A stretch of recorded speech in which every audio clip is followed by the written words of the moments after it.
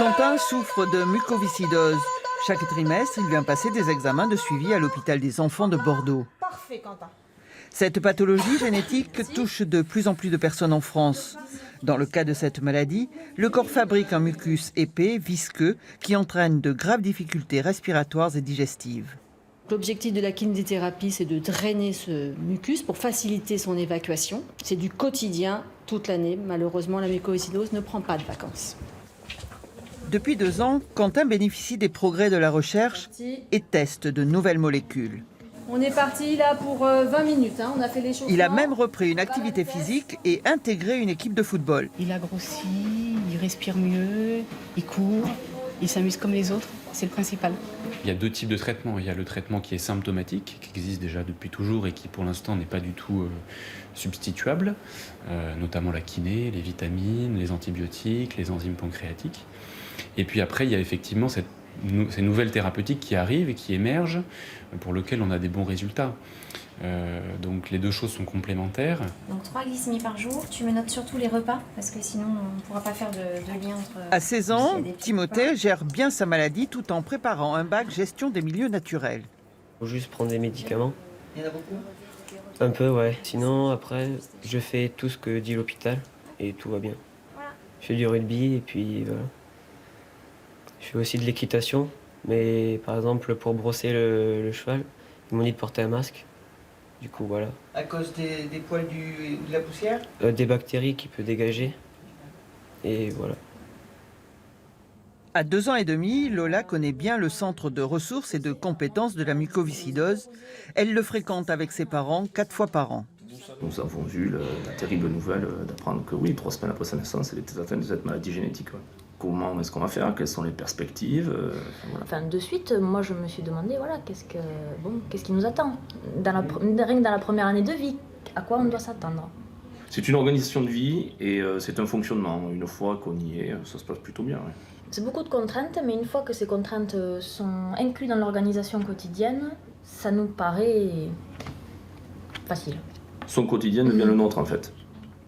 La recherche progresse vite. Cet été, le CRCM de Bordeaux va coordonner nationalement des essais de trithérapie sur 50 patients. Pour compléter ce dossier, j'accueille sur ce plateau le docteur Stéphanie Bouilly. Merci d'être avec nous. Bonjour. Bonjour. Vous êtes responsable du centre de ressources de compétences de la mucoviscidose de Bordeaux, où nous étions pour ce reportage.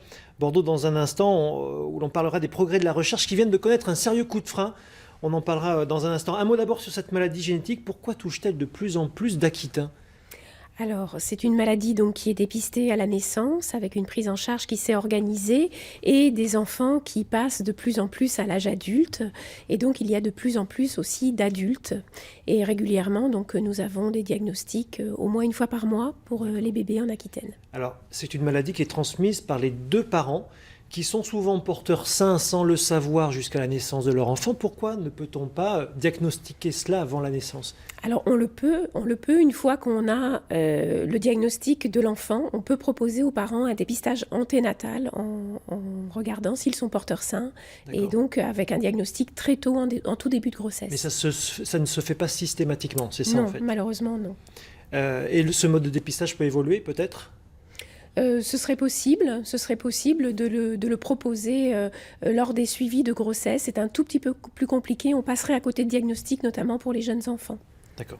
Alors on le disait, Bordeaux est un centre de référence international pour la recherche, un centre de recherche qui vient d'apprendre une mauvaise nouvelle. Hein. Expliquez-nous. Donc, au niveau du médicament dont bénéficie Quentin dans le reportage, c'est un médicament donc, qui a l'autorisation de mise sur le marché, mais pour l'instant, les négociations de prix ont un petit peu échoué, et donc ce médicament n'est pas remboursé. On l'attendait pour les petits de 6 à 12 ans, et le corollaire de ça, c'est que le laboratoire qui distribue ce médicament a arrêté les essais et le développement de la recherche en France. Donc là, vous avez perdu tout le potentiel de recherche sur ce médicament.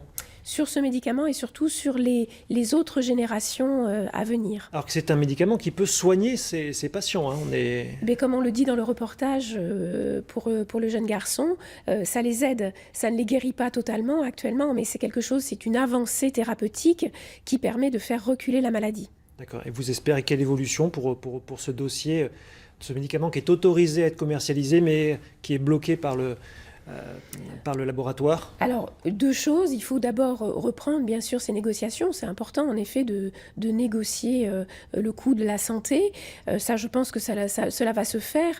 Mais surtout aussi, ne pas empêcher la France de pouvoir participer au développement de toutes ces nouvelles thérapeutiques qui sont fondamentales et porteuses de beaucoup d'espoir pour les patients et leurs familles. Et c'est un coup d'arrêt pour combien de chercheurs sur Bordeaux, là, au centre? Eh bien, c'est surtout, alors donc on devait coordonner au niveau national, c'est un coup d'arrêt pour tous les CRCM, c'est-à-dire pour tous les patients français.